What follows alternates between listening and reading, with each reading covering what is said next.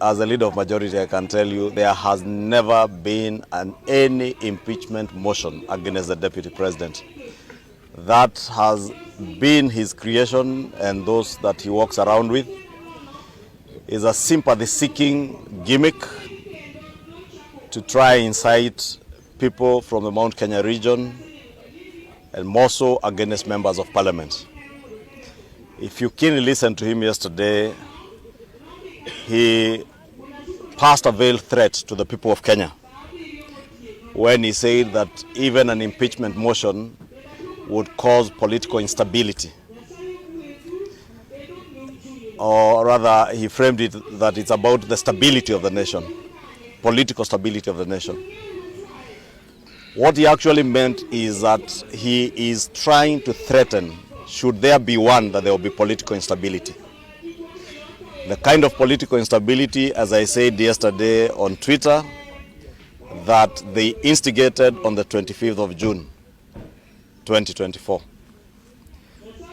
That is a threat, the veiled threat he intended to pass on to the people of Kenya, that he will cause political instability should there be an impeachment motion.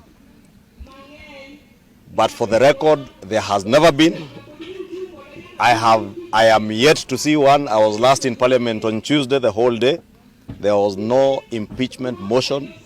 No member of Parliament has ever proposed, even to collect signatures. So it's only the Deputy President who has been speaking about his own impeachment. Probably he's calling for it.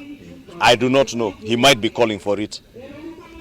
Or he might be imagining that if it comes, he can incite one region of our country against Parliament and against members of Parliament, because that is a fear he has been trying to sell. That is why I said I have put my chest forward to defend the rights of all members of Parliament as their leader. Because nobody, not the President, not the Deputy President, should ever imagine that they can intimidate members of Parliament from doing what they ought to do. Impeachment motions are part of our oversight of state officers. The Deputy President is not an exception. So is the President. If any member of Parliament feels the President is not serving the people of Kenya or has contravened any provision of our Constitution, he is at liberty to bring an impeachment motion, and it will be considered on its own merit. In the same purview, if any member of Parliament feels the Deputy President has not performed as he ought to have performed as a national leader, or has breached any provision of the Constitution, it is up to members of Parliament, any member of Parliament who is at liberty to bring an impeachment motion. Is a constitutional provision that is in a constitution that you can impeach anybody from the President to cabinet secretaries and other public officers.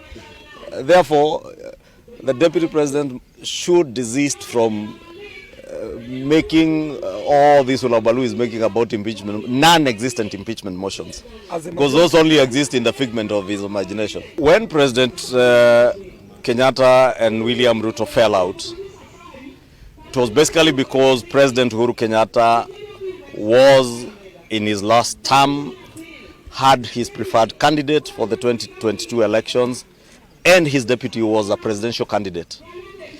We are now in the first term of this administration. DP Gachagua has not told us whether he's a candidate in 2027, although all intents and all indications indicate that he wants to run for president. Here he has been mentioning that he wants to form friendship with the likes of Kalonzo, Wajakoya, and such like characters. And therefore, he's at liberty to do that.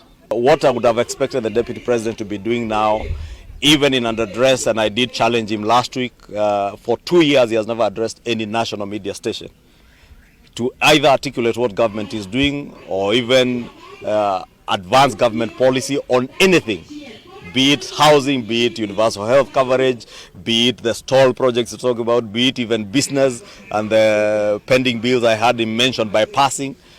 We have never seen him. How I wish he would spend his time to focus on those people-centric issues and not selfish parochial things as he has engaged us in.